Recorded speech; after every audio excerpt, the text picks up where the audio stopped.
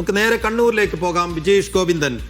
ബിജീഷ്, കണ്ണൂരും കാത്തുവച്ചിരിക്കുന്നത് എന്ത് എന്നുള്ളതാണ് ഏറ്റവും പ്രധാനപ്പെട്ട ചോദ്യങ്ങളിൽ ഒന്ന്. അവിടെ കോർപ്പറേഷൻ UDF തന്നെ നിലനിർത്തുമോ അതോ കോർപ്പറേഷൻ തിരിച്ചുപിടിക്കുമോ? LDF ജില്ലാ പഞ്ചായത്തിൽ PP ദിവ്യ എഫക്ട് ഉണ്ടാവുമോ? അങ്ങനെയൊക്കെയുള്ള ഒരുപാട് ചോദ്യങ്ങളുണ്ട്. ഈ അവസാന മണിക്കൂറുകളിൽ മൂന്ന് മുന്നണികളും പുലർത്തുന്ന പ്രതീക്ഷകൾ, ആത്മവിശ്വാസം, നെഞ്ചെടുപ്പ് എങ്ങനെയാണ്?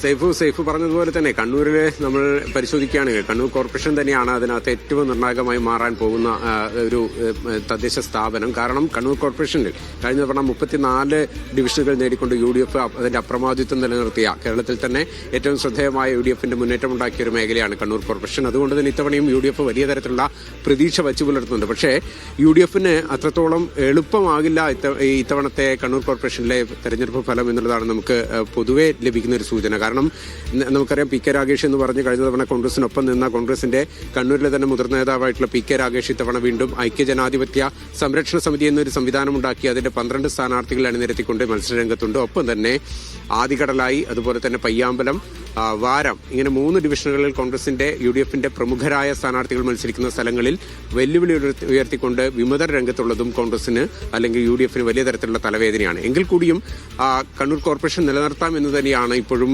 UDF പറയുന്നത്.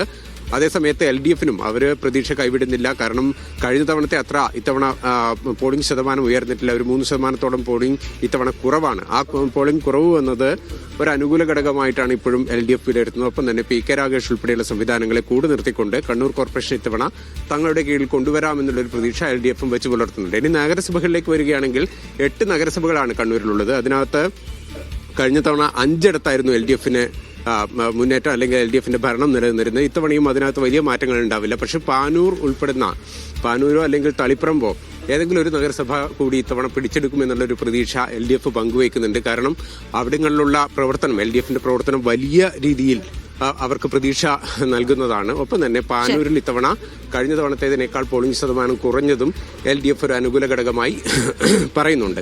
ഇനി ബ്ലോക്ക് പഞ്ചായത്തുകൾ എടുക്കുകയാണെങ്കിൽ 11 ബ്ലോക്ക് പഞ്ചായത്തുകളാണ് കണ്ണൂരിലുള്ളത്. അതിനകത്ത് 9 കഴിഞ്ഞ തവണ LDF അപ്രമാദിത്വം നിലനിർത്തി. ഇരിക്കൂറിൽ ഇരുവർക്കും ഒരേ സീറ്റ് നിലയായിരുന്നു. അതുകൊണ്ട് തന്നെ അവിടെ നറുക്കെടുപ്പിൽ LDF പിടിച്ചു. അങ്ങനെ 10 ബ്ലോക്ക് പഞ്ചായത്തുകൾ LDFന് കീഴിലും 1 UDFനുമായിരുന്നു കഴിഞ്ഞ തവണ ഉണ്ടായിരുന്നത്. ഇനി ഗ്രാമപഞ്ചായത്തുകൾ എടുക്കുകയാണെങ്കിൽ അവിടെ 71 ഗ്രാമപഞ്ചായത്തുകളാണുള്ളത്.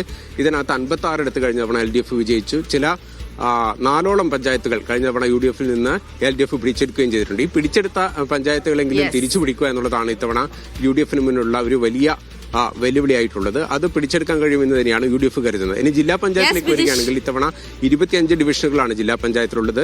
ഭരണത്തിനകത്ത് വലിയ മാറ്റം ഉണ്ടാകുന്നുള്ള ഒരു കരുതൽ UDFും വെച്ച് പുലർത്തുന്നില്ല. പക്ഷേ സീറ്റ് നിലയിൽ ഒരു മുന്നേറ്റം സൃഷ്ടിക്കാൻ കഴിയുമെന്നുള്ളൊരു പ്രതീക്ഷ UDF പങ്കുവയ്ക്കുന്നുണ്ട്. സേഫ് ഇഞ്ചോടിഞ്ച് പോരാട്ടമാണ്. കണ്ണൂരിലും സസ്പെൻസ് ആണ്. കാത്തുവച്ചിരിക്കുന്ന സസ്പെൻസിന് അപ്പുറത്തേക്ക് എന്തെങ്കിലും നടക്കുമോ? കാറ്റ് ഏതൊക്കെ ദിശയിൽ ആഞ്ഞു വീശുമെന്നുള്ളതൊക്കെ അറിയാനുള്ള ഒരു നിശബ്ദ തരംഗം കേരളത്തിലുടനീളം ആഞ്ഞു വീശിയിട്ടുണ്ടോ എന്നൊക്കെ ഒരു സംശയമുണ്ട്. പക്ഷേ അത് പോളിംഗ് പെർസെന്റേജിൽ കാണുന്നില്ല. പ്രവചനങ്ങൾ നടത്താനുണ്ടോ? ഇല്ല, എനിക്ക് ആ ധൈര്യമില്ല.